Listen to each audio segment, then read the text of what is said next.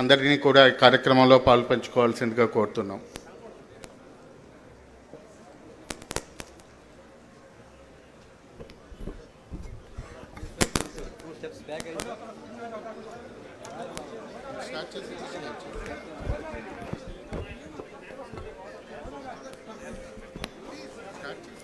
ఇప్పుడు మన ఆంధ్రప్రదేశ్ రాష్ట్ర శాసనసభకు కొత్త ప్రభను తీసుకొచ్చిన మన ఉపసభాధిపతి ఉండి నియోజకవర్గ శాసనసభ సభ్యులు మన గోదావరి బిడ్డ శ్రీ కనుమూరి రఘురామకృష్ణరాజు గారిని స్వాగత ఉపన్యాసం ఇవ్వాల్సిందిగా కోరుచున్నాం.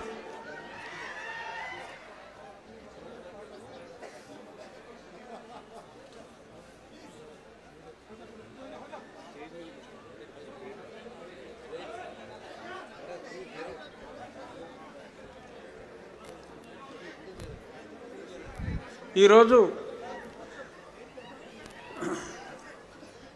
రతన్ టాటా గారి కాంస్య విగ్రహ ఆవిష్కరణకు ఇక్కడికి విచ్చేసిన నారా విద్యాశాఖ హెచ్ఆర్డి మినిస్టర్ గారు, అలాగే ఐటీ టెక్నాలజీ మినిస్టర్ గారు అయిన నారా లోకేష్ గారికి ముందుగా నా హృదయపూర్వక ధన్యవాదాలు. అలాగే స్టేజ్ మీద అన్ని పేర్లు చెప్పాలంటే సమయం తక్కువ ఉంది కాబట్టి స్టేజ్ మీద ఉన్న అందరికీ, ఇక్కడికి విచ్చేసిన పెద్దలకు, ముఖ్యంగా విద్యార్థులందరికీ నా హృదయపూర్వక నమస్కారాలు.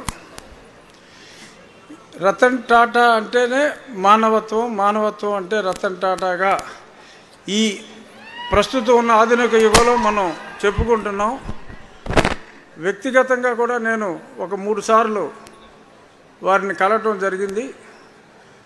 ఆ సమయంలో అంటే ఆయనతో గడిపింది తక్కువ నిమిషాలు అయినప్పటికీ కూడా ఒక మూర్తిభవించిన సంస్కారాన్ని ఆయనలో నేను చూసా. ఆయన ఎంత పెద్దవాడైనప్పటికీ మరి రకరకాల అన్నీ కూడా ఆయన ట్రస్టుల పేరు మీద ఎక్కువ మానవాళి అభ్యుదయానికే ఉపయోగించారు.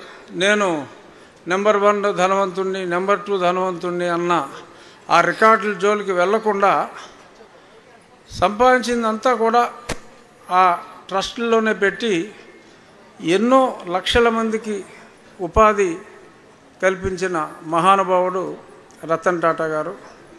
ఆయన మన మధ్య నుంచి దూరమైనప్పుడు నాకు ఈ ఆలోచన వచ్చిన తర్వాత, ఆయన కాంస్య విగ్రహం ఏర్పాటు చేయాలి అన్న ఆలోచన వచ్చిన తర్వాత నేను లోకేష్ గారిని ఇలా ఆలోచిస్తున్నాను, మీరు తప్పనిసరిగా ఆ కాంస్య విగ్రహ ఆవిష్కరణకి, ఎందుకంటే అదే సమయంలో ఆయన మరణానికి కొద్ది రోజుల ముందు లోకేష్ గారు టీసీఎస్ చంద్రశేఖరంతో ఆయన ఎయిర్పోర్ట్కి వస్తే కూడా వెళ్ళి రిసీవ్ చేసుకుని ఈ స్థాయిలో ఉన్నప్పటికీ మళ్ళీ ఎయిర్పోర్ట్కి వెళ్ళి ఆయన్ని డ్రాప్ చేసి, దానికి ముందు బాంబే మీటింగ్లో 10,000 ఉద్యోగాలు మన ఆంధ్రప్రదేశ్కి విశాఖపట్నం క్యాంపస్కి సాధించటం, ఆ విగ్రహావిష్కరణకి సరైన వ్యక్తి నారా లోకేష్ గారనే భావించి ముందు ఆయన్ని అనుమతి తీసుకున్న తర్వాత, ఆయనకి ఎప్పుడు వీలైతే అప్పుడే రెడీ అయిన తర్వాత చెప్తామండి, మీరు ఎప్పుడు వీలైతే అప్పుడు మీ చేతుల మీదుగా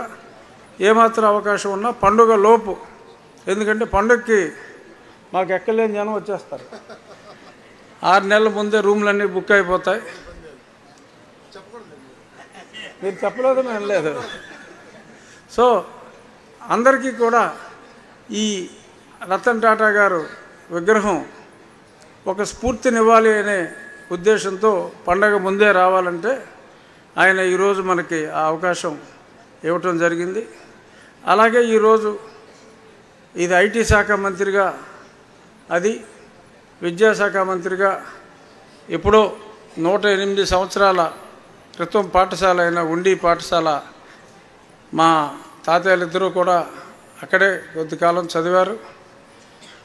దాన్ని అభివృద్ధి చేయాలి అనే కాన్సెప్ట్తో ముందు చిన్నగా ఒక 10 లక్షల వ్యయంతో బాగా చేయాలనుకుంటే అలా దాతలు కూడా ఆ రకంగానే ముందుకొచ్చి ఈ రోడ్లు ఏందామంటే సరే అదే సమయానికి ఎన్ఆర్జీఎస్లో రోడ్లు వేసి మిగిలిందంతా దాతల సహకారంతో చాలా చక్కగా తీర్చిదిద్దడం జరిగింది. అక్కడ సుమారు ఒక 5 ఎకరాల గ్రౌండ్ ఫిల్ చేసి రాబోయే రోజుల్లో ఆంధ్ర క్రికెట్ అసోసియేషన్ ఈ ఇంటర్ కాలేజ్ గేమ్స్కి, ఇంటర్ డిస్ట్రిక్ట్ గేమ్స్ అన్నిటికీ కూడా వీలుగా ఉండేలాగా ఆ క్రికెట్ మైదానాన్ని కూడా అక్కడ ఏర్పాటు చేయడానికి ఒప్పుకోవటం జరిగింది. సో ఈ అభివృద్ధి అంతా కూడా ఇప్పుడు అంతా చూడటానికి సమయం లేదు కాబట్టి కొంత లోకేష్ గారు చూసి పాజిటివ్గా మనిద్దరం ఛాలెంజ్ చేసుకుందాం, మంగళగిరి ఉండే అని చెప్పి కూడా ఇప్పుడు ఆయన చెప్పడం జరిగింది. మంగళగిరి రేంజ్కి మనం వెళ్ళాం, కానీ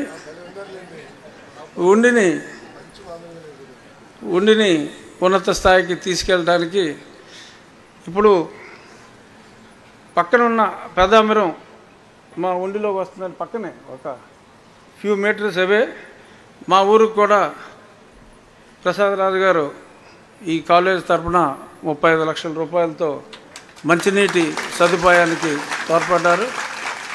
అలా ఎక్కడెక్కడ ఇబ్బందులు ఉంటే ఎవరో ఒక పారిశ్రామికవేత్తని అభ్యర్థించి నా మిత్రులు కావచ్చు, కొన్ని చోట్ల గ్రామస్తులు రాబోయే 6 నెలల కాలంలో సురక్షితమైన మంచినీరు, ఇందాక మీరు కొంతమంది పిల్లలు జబ్బులు బారిన పడుతున్నారు, అటెండెన్స్ తగ్గిందని చెప్పారు కదా, సగం కారణం చక్కటి తాగునీరు రాకపోవటం. సో ఈ కార్యక్రమం వలన మీరు ఇందాక అడిగిన అటెండెన్స్ కూడా అభివృద్ధి అవుతుందని భావిస్తున్నా. సో ఈ చక్కటి కార్యక్రమానికి మంచి మనసుతో వచ్చేటప్పుడు కూడా దారిలో చూసాం, ఎక్కడైనా స్త్రీలు వృద్ధులు కనపడితే ఆగి వారిని పలకరించి,